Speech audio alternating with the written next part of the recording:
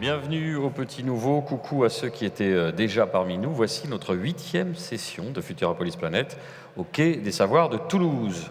Je vous rappelle le numéro, notre SMS au 07 69 69 38 33 si vous souhaitez poser des questions. Alors, cette table s'intitule « Adieu, veaux, vaches, cochons, et si demain on arrêtait de manger de la viande ?» Il y a comme qui dirait un os, quelque chose de coincé en travers du gosier. Consommer de la viande met en danger notre planète, notre corps, notre santé. Refaisons l'histoire à rebours. Que se serait-il passé si l'Homo sapiens, ce viandard invétéré, avait fait la fine bouche et décidé de devenir vegan? Que se passera-t-il demain quand la viande de synthèse va débarquer dans nos assiettes? Alors on vous propose un débat pas tout à fait au coin du feu, en compagnie de nos invités. Alors à distance, Arnaud Daguin, chef cuisinier et porte-parole de Pour une agriculture du vivant, en visioconférence. Donc Pascal Pic, paléoanthropologue, lui aussi en visioconférence, du fait de ce petit virus dont vous avez entendu parler. Et Jocelyne Porcher, zootechnicienne et sociologue, directrice de recherche à l'INRAE, en chair et en os. C'est Jean-François Bouvet, docteur en neurobiologie, essayiste et éditorialiste, qui sera l'arbitre de cet échange. On peut les applaudir.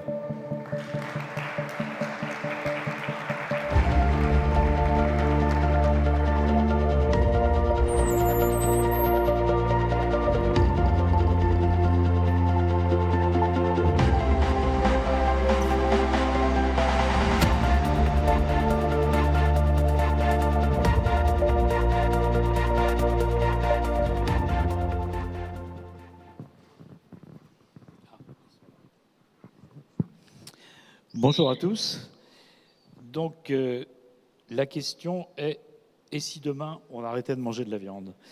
Alors, la question que je voudrais poser à nos trois intervenants pour commencer, la même question aux trois, à laquelle je vous demanderai de répondre assez rapidement, si c'est possible. Cette question, c'est: mangez-vous de la viande? En mangez-vous beaucoup? Seriez-vous prêt à y renoncer? Et, question connexe, est-ce que vous avez goûté les steaks végétaux de substitution qui ont fait leur apparition dans les supermarchés? Qu'en pensez-vous? Est-ce que vous trouvez que le goût est agréable si vous les avez goûtés? Et pensez-vous que ce soit une manière adéquate d'arrêter de manger de la viande si on en a du moins le désir? Arnaud, pour commencer. Bonjour. Pour information, mes grands-parents maternels avaient le premier restaurant végétarien de Paris. Et ma grand-mère Fanny nous faisait des steaks de sarrasin colorés à la betterave pour que ça ressemble vraiment à un steak haché. C'était d'ailleurs fort bon. Je mange de la viande, j'en mange peu et je n'aime pas dire la viande. Je consomme des animaux. En général, quand je consomme de l'animal, je sais d'où il vient, comment il a été produit et qu'est-ce que cette production a comme impact, en gros, sur notre futur commun. C'est là d'ailleurs que je pense est le vrai centre de la réflexion, ainsi que le fait de penser au rôle des animaux dans l'agriculture, qu'on en mange ou qu'on n'en mange pas. Voilà. Est-ce que j'ai répondu assez rapidement ? Oui, votre image a disparu, Arnaud. Dommage. Petit problème technique. Est-ce que moi, je vous vois très bien. D'accord. Alors, je continue quand même. Donc, la deuxième partie de la question, c'est: est-ce que vous avez goûté ces steaks végétaux de substitution qui sont dans l'industrie? Je ne parle pas donc de ce qui peut se faire à la maison. J'en ai goûté un ou deux. Et je trouve dommage qu'on appelle ça des steaks. C'est un produit à part entière, souvent avec des protéines végétales. Ça peut être bon, ça peut ne pas l'être. Enfin, c'est vraiment, ça dépend de qui le fait, quoi. C'est, comment dire, c'est autre chose, c'est un autre monde, c'est un autre produit, c'est une autre sapidité, c'est un autre assaisonnement la plupart du temps. Donc, je ne pense pas que ce soit vraiment comparable, en fait. D'accord, merci beaucoup. Pascal, même question, je ne vous vois pas. Si, ça y est, je vous vois à nouveau.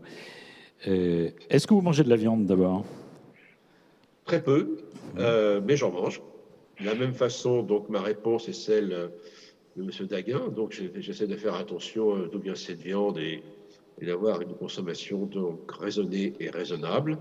Maintenant, est-ce que je vais renoncer? Je ne sais pas, je ne sais pas vraiment poser la question, mais comme j'en mange assez peu, ce serait tout à fait possible. Mais pour l'instant, voilà, je n'ai pas pensé à cette question-là. Maintenant, quant aux steaks végétaux, ben, de la même façon, la réponse ça va être la même. Moi, je trouve ça ridicule, évidemment. Ce sont des protéines végétales, etc. Donc, ce sont d'autres préparations, d'autres acidités. Et en effet, je trouve un peu ridicule de se dire qu'on va mettre des steaks végétaux pour remplacer les steaks de viande. C'est un petit peu mettre un voile hypocrite, me semble-t-il, par rapport à ce qu'est la vraie question de la viande. Et en l'occurrence, j'y ai jamais goûté. Par contre, j'y goûterai jamais si c'est présenté comme cela. Maintenant, si c'est présenté comme d'autres formes de produits, avec d'autres sapidités, etc., oui, pourquoi pas, l'expérience me semble intéressante. Merci Pascal. Jocelyne? Moi, j'aime la viande, oui. J'en mange pas excessivement, mais j'ai été éleveur et je défends l'élevage, donc ça serait un peu étonnant que je mange pas de viande. En même temps, oui, je pense que c'est important de choisir l'origine de la viande et de soutenir des modèles d'élevage plutôt que d'autres. Voilà. Sur les steaks végétaux, j'en ai déjà mangé. C'est vrai que ça, c'est pas la même chose du tout, ça n'a pas de rapport. Donc, le fait que ça s'appelle steak, ça n'a pas tellement d'intérêt. Et je pense qu'il vaut mieux voilà, séparer les choses et manger des produits animaux en sachant que c'est des produits animaux, en choisissant des produits de qualité, en soutenant voilà, l'élevage, notamment l'élevage paysan. Voilà, c'est ce que je dirais rapidement. Merci beaucoup, Jocelyne. Pascal, on va profiter de votre présence, de vos connaissances en primatologie et évidemment de vos connaissances de paléoanthropologue, pour voir ce qui se passe ailleurs dans le règne animal, tout d'abord. Est-ce que les grands singes, nos cousins et d'autres singes, mangent de la viande? Première question. Et deuxièmement, est-ce qu'ils chassent? Alors, très peu d'espèces mangent de la viande et chassent. Donc, il y a les babouins, certaines espèces de macaques, plus proches de nous, les chimpanzés, très peu les bonobos, mais ils le font, mais c'est très rare. Et quant aux gorilles, par exemple, avec l'image qu'ils ont de King Kong, vous pouvez oublier, ils sont de délicats mangeurs de feuilles et de végétaux et de fibres. Donc là, il y a beaucoup de clichés au cours de ces grands singes. L'espèce qui chasse le plus, c'est la plus proche de nous, mais il y a aussi les bonobos qui sont tout aussi proches, c'est les chimpanzés, où là, la consommation de viande, en fait, ne représente pas grand-chose dans leur alimentation. Il s'agit avant tout d'une action sociale, ludique, avec forte excitation au niveau du partage. Donc, ça ne répond pas du tout à un besoin nutritionnel chez eux, mais plus un besoin social et un besoin, je me répète, pardon, ludique. Maintenant, ce qui est intéressant, c'est que nous avons aussi les singes capucins, et d'une certaine manière, on retrouve ça chez des espèces qui sont très éloignées d'un point de vue des relations de parenté. Les singes capucins, par exemple, vivent en Amérique du Sud, ils sont réputés très intelligents, et la consommation de viande très limitée est toujours liée à des sociétés très complexes, où il y a beaucoup d'individus mâles et femelles qui vivent ensemble, avec des enjeux de relations de rivalité, d'amitié, de pouvoir, d'échange. Et ce sont aussi des espèces dans lesquelles on voit beaucoup aussi l'usage d'outils. Donc vous avez tout un ensemble qui est lié à cela. Il ne va pas y avoir un singe qui, de son côté, va se dire « je vais manger un chimpanzé » qui va se dire « tiens, je vais me faire mon petit hamburger de singe ou d'antilope de mon côté ». Non, ça n'existe pas. Et je voudrais insister là-dessus, c'est quelque chose de très important sur le plan social. Et donc là, il faut bien rappeler que la viande est la seule nourriture, une des rares nourritures qui arrive de façon discrète, c'est-à-dire d'un coup et en quantité assez importante, qui a beaucoup de goût, qui offre beaucoup de satisfaction au niveau de la mastication, et qui se partage et qui fait l'objet effectivement de négociations et de relations de soutien ou de rivalité entre les uns et les autres. Donc plus que le côté nutritionnel, c'est l'aspect social qui est très important chez ces espèces, ce qui normalement est le cas aussi dans les populations humaines. On en reviendra tout à l'heure. Il est très clair que depuis 60 ans, les dérives que l'on a connues dans l'élevage et la consommation de viande, qui sont des phénomènes très récents d'ailleurs, ont complètement oublié ces aspects-là. D'accord, merci beaucoup. Alors, je profite aussi de votre qualité de paléoanthropologue pour que vous nous en disiez un petit peu plus sur l'histoire finalement de cette consommation de viande. Est-ce qu'Homo erectus mangeait de la viande? En mangeait-il beaucoup? A-t-on les moyens de le savoir d'ailleurs? Et d'autre part, quand la cuisson de la viande est-elle apparue? Alors, c'est arrivé très tôt. Alors, la viande, il faut savoir que crue, ça se consomme très très bien, ça se digère très bien. Le carpaccio, les tartares, hein, vous connaissez. Donc, et Homo erectus, c'est il y a 2 millions d'années, c'est les premiers vrais hommes qui apparaissent donc en Afrique. Et là, il est très clair que la viande va jouer un rôle important dans leur adaptation. Donc là, on va au-delà de ce que font les espèces de singes ou de grands singes que j'ai décrites rapidement tout à l'heure. Et en l'occurrence, la viande est la seule nourriture que l'on trouve en toute saison, sous toutes les latitudes. Et ça va jouer un rôle considérable pour l'évolution de la lignée humaine parce que la cuisson, c'est lié au feu et les deux vont apparaître en même temps. Donc, une chasse qui, cette fois-ci, n'est plus de l'ordre du loisir ou l'excitation sociale, mais qui va rentrer dans les régimes alimentaires qui vont permettre l'adaptation de nos ancêtres Homo erectus et qui ne vont pas cesser, évidemment, de se transmettre et de se déployer. Et c'est pour ça que nous sommes, nous, les hommes, et depuis Homo erectus d'ailleurs, qui va sortir d'Afrique, nous sommes les seules espèces qui sont installées sous toutes les latitudes. Alors maintenant, sur les moyens de le savoir, bien sûr, nous avons les restes osseux, ça se voit, c'est très clair. Mais évidemment, il faut sortir du cliché de l'homme préhistorique qui ne mange que de la viande, ça c'est complètement faux. Aujourd'hui, on a des moyens très clairs d'analyser les sols, d'analyser les traces chimiques des habitats de nos ancêtres. Nous avons aussi, alors je vais vous surprendre, un trésor extraordinaire pour les anthropologues, qui est le caca fossile, qu'on appelle les coprolites, et là dans lesquels, évidemment, nous pouvons faire des analyses biochimiques sur le régime alimentaire. Maintenant, depuis Homo erectus jusqu'à aujourd'hui, sauf notre période hypermoderne, il est très clair que nous ne connaissons pas les seules populations qui ne consommaient pas de viande. Maintenant, si vous êtes dans la bande des tropiques, où là, le climat est assez chaud, il y a beaucoup de végétaux, on s'aperçoit que l'essentiel du régime alimentaire, les 2/3 en moyenne, hein, comme aujourd'hui, est assuré par les ressources végétales. Par contre, pour l'hémisphère nord, plus vous allez vers le nord, eh bien, plus la nourriture disponible est plus sur pattes, si je peux dire, que sur racines.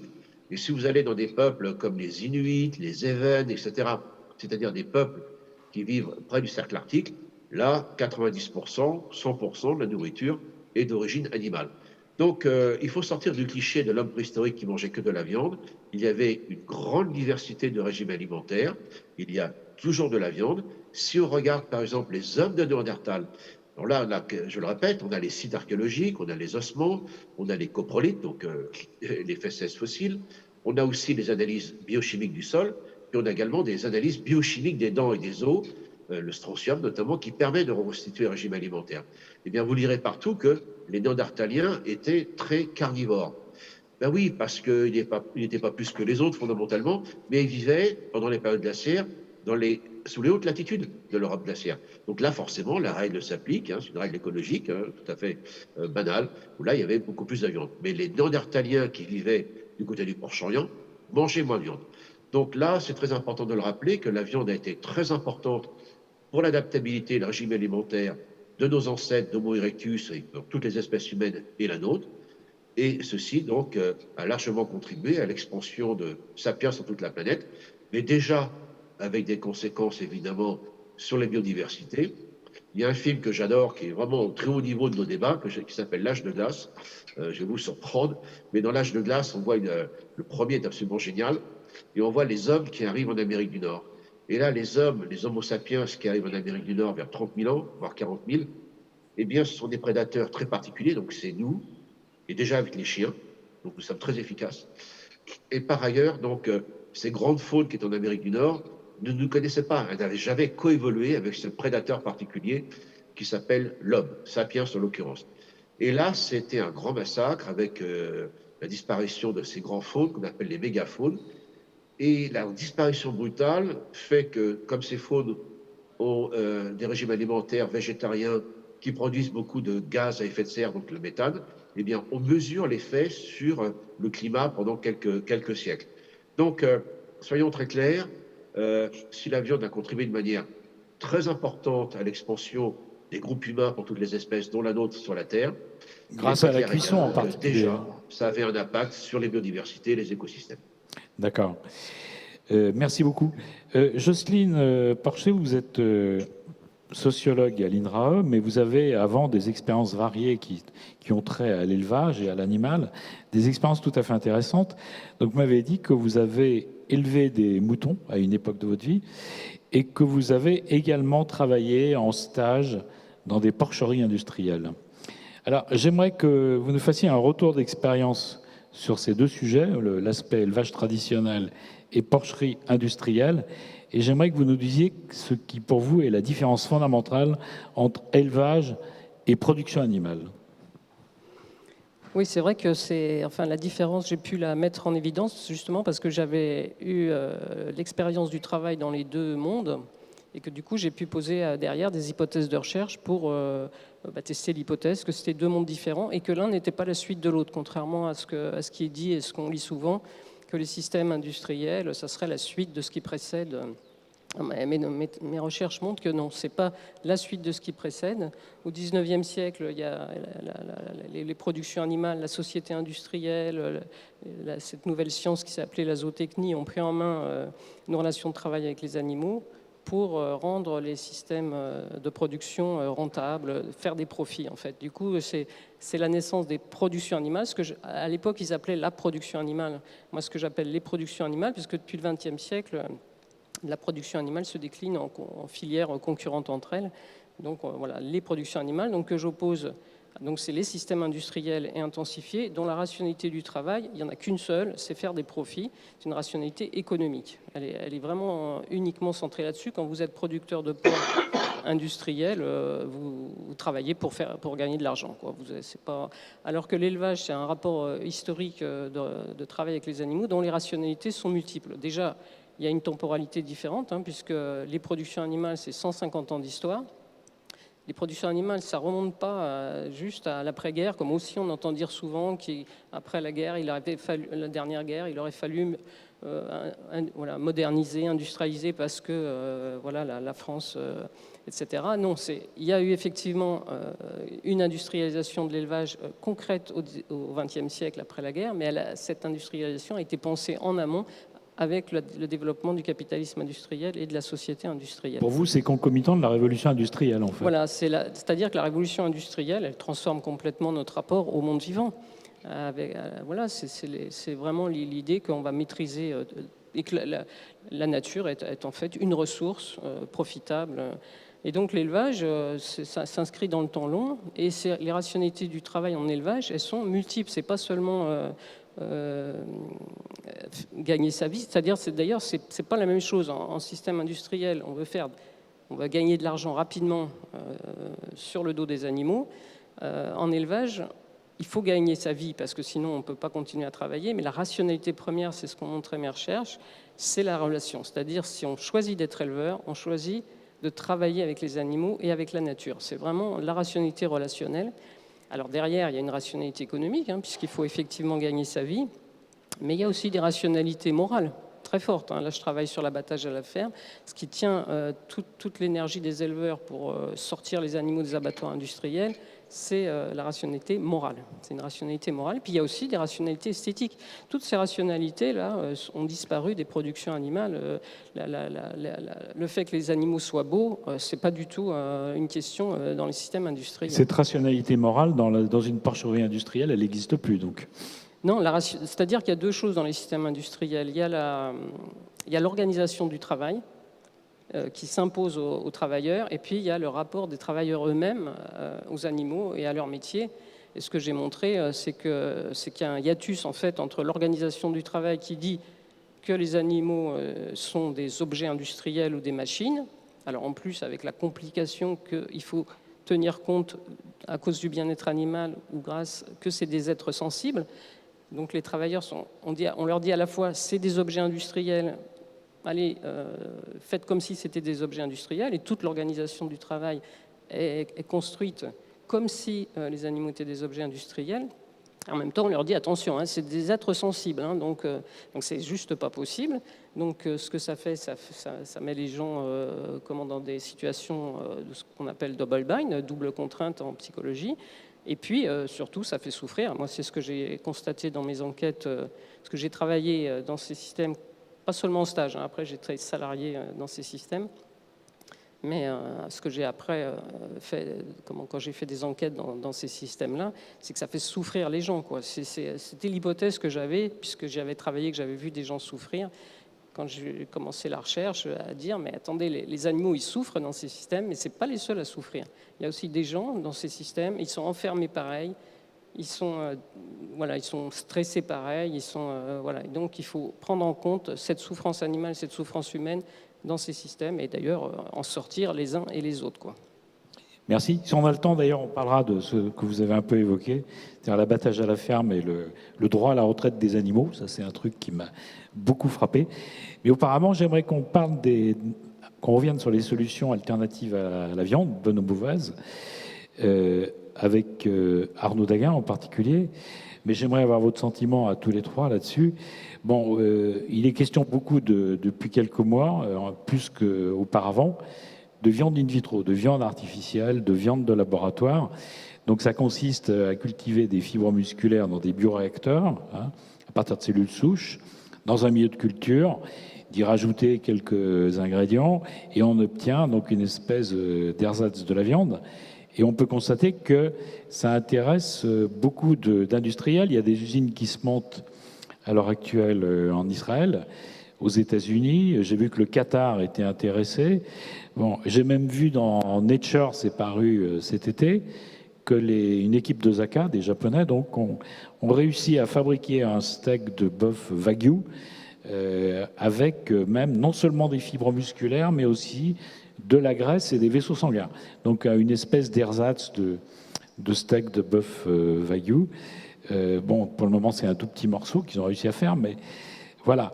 Donc Arnaud, j'aimerais avoir votre sentiment là-dessus. Qu'est-ce que ça révèle, ça, finalement, de nous, cette idée de vouloir faire de la viande in vitro plutôt que de la viande avec des animaux in vivo? Et quand on en a discuté au préalable, on avait discuté au téléphone, on m'avait dit qu'en plus, on accusait à tort la production de viande d'un certain nombre de torts, dont une consommation considérable d'eau pour faire 1 kilo de viande. Donc ces deux aspects de la question, et je vous demanderai donc de répondre à ces deux aspects successivement. Merci. Alors pour le premier, je vais être assez lapidaire. La notion d'ersatz déjà me fatigue moralement. Éthiquement, on part de cellules souches, donc je suis désolé, mais le problème reste le même. C'est juste une question de quantité, mais il faut de l'animal pour démarrer. Et souvent, c'est des cellules embryonnaires. Enfin, souvent, c'est des prélèvements qu'on fait sur des fœtus ou sur des cordons, je ne sais plus.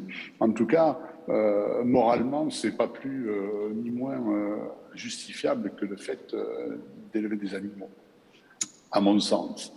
Ça a un gros intérêt pour les start-up nations qui veulent faire des licornes, qui vont gagner du pognon partout sur la planète. Moi, je pense que c'est le monde d'avant.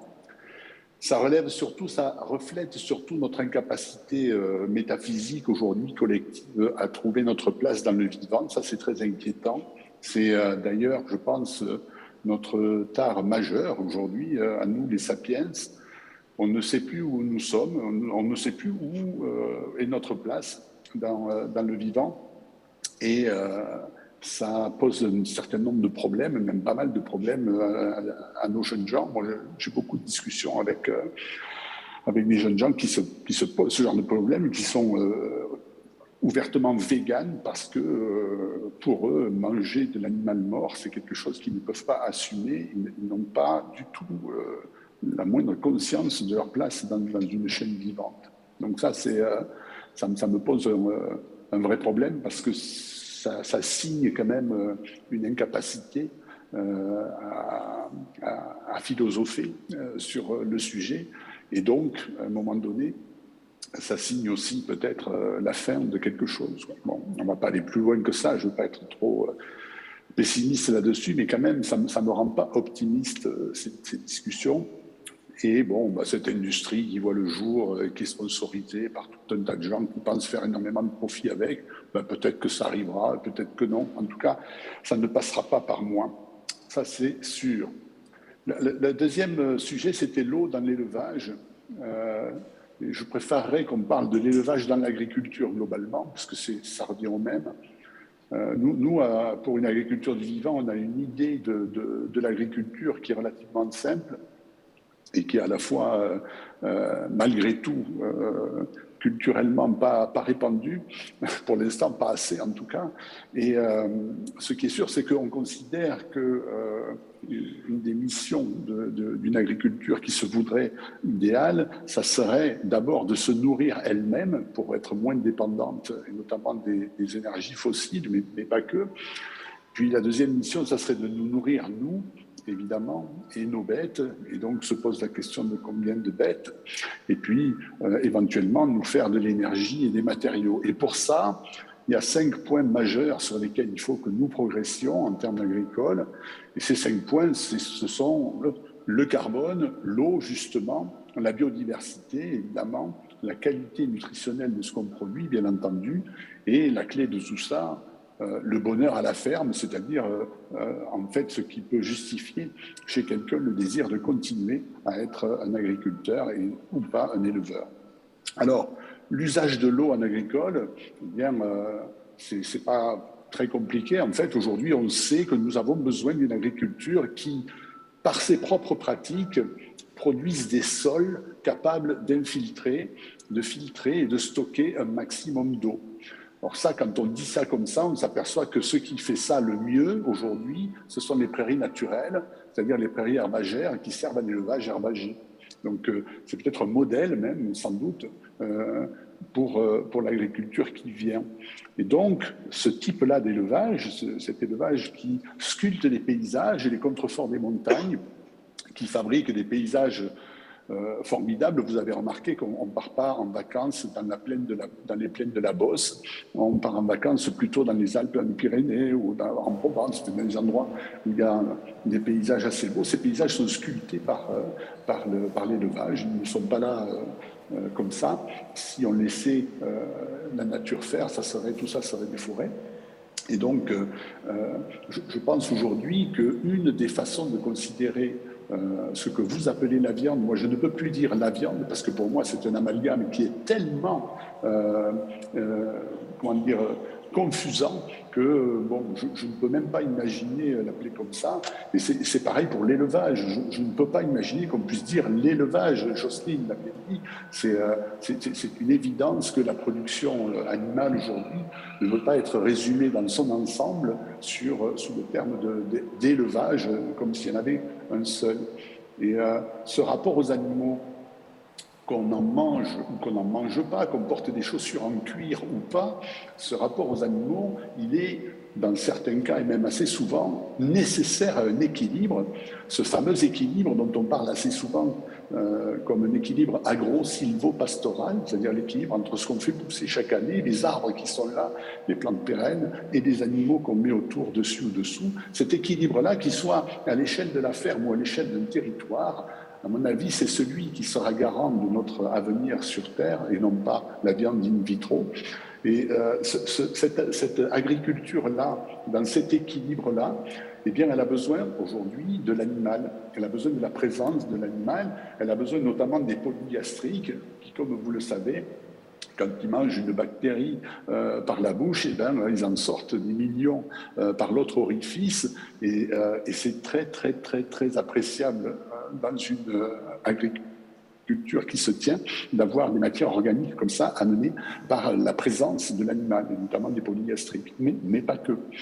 Donc il faut être nuancé, je pense, quand on aborde ces sujets-là, que l'on mange ou pas de la viande, que ça soit dans notre culture ou pas, la présence de l'animal avec nous depuis très longtemps. Vous savez que on a eu en 2012, je crois, la première étude est parue dans une revue de microbiologie anglaise qui m'avait moi complètement frappé et qui, une équipe de 30 chercheurs mondiaux ont montré par des recherches sur l'ADN de nos bovidés domestiques que la quasi-entièreté de nos bovidés domestiques descendait seulement de 80 sujets d'aurochs de Mésopotamie. Je ne sais pas si vous voyez le boulot qu'on a fait depuis ces temps-là pour arriver aujourd'hui à la diversité de bovidés qui sont avec nous.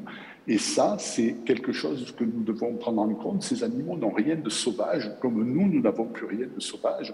Quand vous voyez quelqu'un un peu en surpoids, en short et en tongs, pousser un caddie dans un carrefour, il n'a pas grand-chose à voir avec ce dont parlait Pascal tout à l'heure, c'est-à-dire ceux qui étaient en train de partager la proie du jour et qui avait chassé cette proie parce que, grosso modo, c'était la meilleure ressource possible sous ces latitudes-là. Ce n'était pas pour le plaisir de courir au cul du mammouth, je pense, même s'il y avait sans doute quelque part un rituel ou une éthologie du plaisir là aussi. Voilà. Donc, soyons raisonnables, ne jetons pas les bébés avec l'eau des bains, comprenons l'équilibre dont nous avons besoin, comprenons la place des bêtes là-dedans et leur nombre, parce que c'est vrai que depuis un siècle ou deux, c'est n'importe quoi. Comprenons aussi que de manger de la viande en des quantités extravagantes et surtout des viandes d'animaux qui eux-mêmes ont mangé des aliments qui vont leur faire fabriquer des gras qui ne sont pas forcément nécessaires, voire même qui peuvent nous être néfastes. Tout ça sont des considérations que nous devons prendre en compte, même si aujourd'hui c'est très difficile d'avoir tous ces éléments, parce qu'évidemment, il en va de la consommation alimentaire comme de la santé. Arnaud, je vais être obligé de... sujets. Oui, c'est très difficile de voir la réalité des choses. Voilà. Merci beaucoup Arnaud. Justement, je voulais faire rebondir Jocelyne sur cette question que vous avez fort bien introduite. Jocelyne, vous parlez de relations de travail entre l'homme et l'animal, entre l'homme et les animaux, et vous dites qu'un monde sans viande aboutira à un monde sans domestication et finalement sans animaux au voisinage de l'homme. Est-ce que vous pouvez nous en dire un peu plus et pensez-vous qu'on va, si on supprime la consommation, vers, au final, par étapes successives, vers l'exclusion des animaux domestiques ? Oui, je pense que je pense qu'on est dans un processus actuellement, effectivement, d'exclusion des animaux domestiques et que le problème, c'est la critique de la domestication via l'impossibilité d'affronter la mort des animaux pour l'alimentation essentiellement. Moi, j'ai perdu le fil. Oui, vous pensez vraiment qu'on va vers la suppression des animaux domestiques progressivement si on supprime la consommation de viande et donc les animaux d'élevage? Oui, parce que il y a un processus d'exclusion des animaux qui commence par les animaux de ferme, à cause de la mort des animaux, mais derrière, c'est un processus critique théorique de la domestication elle-même, donc qui concerne tous les animaux domestiques. Effectivement, une voie pour penser tout ça, c'est de penser les relations domestiques avec les animaux par le prisme du travail. Et du coup, si on regarde la domestication comme un rapport de travail historique avec les animaux, on ne sépare pas nos relations avec les chiens, avec les chevaux, avec les vaches. Et on sait très bien que ce qui arrive aux vaches arrivera aux chevaux, arrivera aux chiens et à tous les animaux. Parce que ce qui est derrière la viande in vitro, derrière les critiques abolitionnistes, c'est la relation de domestication depuis la théorisation de la libération animale dans les années 75. Donc, si on exclut les vaches de nos vies sous prétexte qu'elles sont exploitées, elles sont sous la main de l'homme, etc., on peut dire pareil des chevaux, on peut dire pareil des chiens. Parce qu'entre un chien et une vache, celle qui est plus libre, c'est bien plus la vache que le chien, en fait. Donc, la vache élevée justement par des éleveurs, hein, pas la vache dans une structure intensive. Et donc, c'est bien la domestication des animaux qui pose problème. Et c'est ça, je pense, la question centrale qu'il faut se poser, c'est est-ce qu'on veut vivre aujourd'hui, dans le contexte actuel, de critique de l'élevage, d'accusation de l'élevage qui causerait de l'effet de serre, etc., de polarisation sur la viande, alors que la viande, on ne peut pas la séparer des autres produits animaux, parce que quand on mange de la viande, elle est aussi issue de la production laitière, enfin même en grande partie dans la viande bovine. Donc il vaut plus parler des produits animaux Il faut se demander, effectivement, pourquoi on vit avec des animaux plutôt que sans eux, et c'est à ça qu'il faudrait répondre aujourd'hui. Même chose pour les œufs, d'ailleurs. Si on veut se passer des poulets, il faut se passer des œufs. Enfin, ou alors faire des œufs in vitro. Oui, mais c'est ça. Je crois que la viande in vitro, c'est ce que je décris dans Cause animale, cause du capital, c'est le moyen de se séparer en fait des animaux. Et je pense que derrière, il y a à la fois des questions alimentaires, des questions liées aux relations aux animaux, et puis aussi des questions plus philosophiques sur qu'est-ce que c'est qu'être humain, considérant qu'on a été humain avec les animaux et que du coup, nous sortir de cette part animale, pour la remplacer en plus par des robots, des artefacts, voilà, comme c'est le cas actuellement, où on remplace les animaux de cirque par des hologrammes. Enfin voilà, il y a tout un processus qui en fait est un processus d'exclusion de la vie. C'est ça que je trouve important, c'est que le rapport avec les animaux, c'est un rapport de travail vivant qui nous porte en vie, qui nous donne la vie. Alors que là, ce vers quoi on tend, c'est une exclusion de la vie en tant que subjectivité, en tant qu'affectivité, en tant que relation, pour un monde extrêmement froid et inhumain, en fait. Merci beaucoup. On a le temps de prendre quelques questions. Alors, non, on va juste en prendre une, malheureusement. Oui. Vous ne parlez pas des puissances de la food tech et des startups américaines qui ne veulent qu'une chose, prendre le marché de la protéine aux éleveurs. Oui. Qui veut répondre à ça Jocelyne peut-être, ou Arnaud, je ne sais pas. Jocelyne d'abord. Je crois que oui, là, de toute façon, on est dans un contexte où les productions animales, donc héritées du 19e siècle, elles arrivent à bout de souffle, en fait. Et dans le même état d'esprit, elles sont remplacées par des façons de produire autres. Mais ce que j'ai montré dans Cause animale aussi, c'est que c'est le même fil. Au 19e siècle, on dit on va produire la matière animale à partir des animaux. C'est ça l'élevage, c'est ça les productions animales, c'est produire la matière animale pour le profit. On va faire ça avec les animaux, puisqu'on ne savait pas faire autrement. Mais maintenant, avec les biotech, avec les possibilités qu'on a aujourd'hui du point de vue de technique, l'idée, c'est de produire la matière animale sans les animaux. C'est la phase suivante, quoi. Voilà, c'est la phase suivante. Mais l'esprit est exactement le même. C'est-à-dire, je cite souvent Marc Post qui dit que produire de la viande à partir des animaux ou produire sans, c'est exactement pareil, sauf que la viande grossit en dehors de l'animal. Et ça, penser qu'un animal, c'est un contenant de la matière animale, c'est une idée de la zootechnie du 19e. Donc en fait, ça a l'air moderne comme ça, cette viande in vitro, mais elle est assise sur un système de pensée raci, ancien, dépassé, qui considère les animaux comme des choses. Et donc, c'est pas du tout moderne, en fait, ce qui se prépare. Par contre, c'est assez... Oui, c'est plus l'animal machine, c'est l'animal dans la machine, carrément. Donc, ouais, c'est dans l'incubateur. Merci en tout cas. On peut vous applaudir. Merci à tous nos intervenants. Arnaud, Pascal, Jocelyne. Et si vous souhaitez justement prolonger l'échange, sachez que Jocelyne Porcher dédicace son livre. Ça se passe juste à côté. On se retrouve très vite pour notre 9e session. Tout ce que vous avez toujours voulu savoir sur le train.